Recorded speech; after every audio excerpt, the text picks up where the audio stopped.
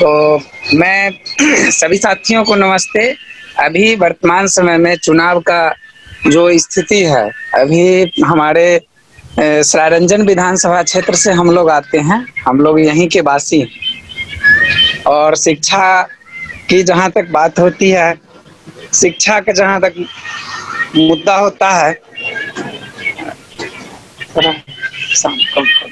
तो हमारी जहाँ तक बातचीत होती है तो सबसे मेन कारण है कि शिक्षा के मतलब गुणवत्तापूर्ण शिक्षा की हम लोग बात करें तो अभी हम लोगों के क्षेत्र में शिक्षा की जो व्यवस्था है, हमारे पूरे समस्तीपुर जिला में लगभग 296 नया विद्यालय, उच्च विद्यालय जो खुली है, हाई स्कूल जो खुली है 10+2, हमारे नीतीश कुमार जी का, मुख्यमंत्री जी का जो जापानी मॉडल विद्यालय है वो नया नया खुला है।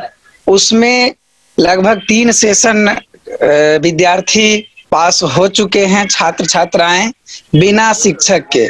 वहाँ शिक्षक की बहाली अब तक नहीं हुई है। हमारे क्षेत्र में भी कई ऐसे विद्यालय हैं जहाँ स्टूडेंट तो हैं, प्रत्येक विद्यालय में समथिंग 300 से 400 स्टूडेंट नामांकित होते हैं। हम हर जगह विद्यालय में जा जा करके मैंने कोशिश किया और प्रयास किया। मिडिल स्कूल के शिक्षकों के द्वारा चलाई जाती है, मिडिल स्कूल के शिक्षक उसमें पढ़ाने के लिए जाते हैं, जबकि वास्तविकता ये है कि हमारे सरकार के मैनिफेस्टो से ये बातें गायब है। ये उनके हमने सभी पार्टी, सभी दल का घोषणा पत्र को बड़ी बारीकी से देखा, जिसमें शिक्षा पर 24%, पूरी बजट का 24% हिस्सा शिक्षा पर खर्च करने की बात करी जा रही है, जबकि जमीनी स्तर पर हम लोग देखते हैं तो वो राशि नगण्य होती है, उसमें व्यापक पैमाने पर लूट होती है।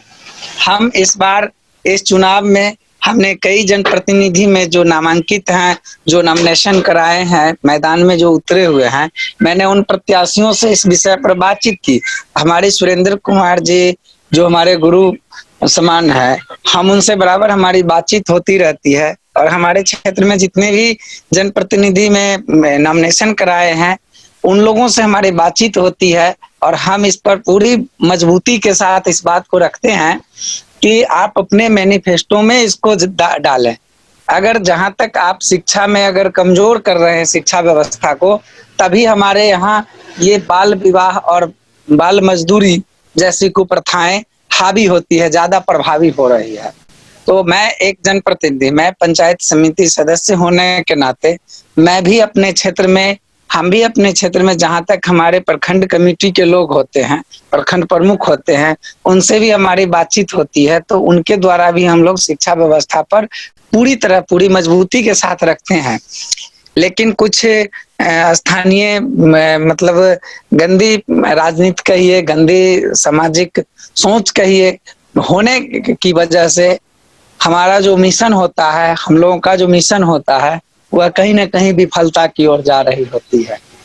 आप लोगों ने जो ये कंटेंट रखा, काफी सराहनीय, काफी अच्छा, और काफी मतलब हम लोग इसमें बढ़ चढ़ करके हिस्सा लेंगे, इसी उम्मीद और इसी शुभकामना के साथ कि हम आगे भी इस तरह की बात करते रहें और इस तरह की बात में अप्रत्याशित सफलता भी कहीं कहीं मिलने को मिल रही है, हम लोग सफल भी होंगे।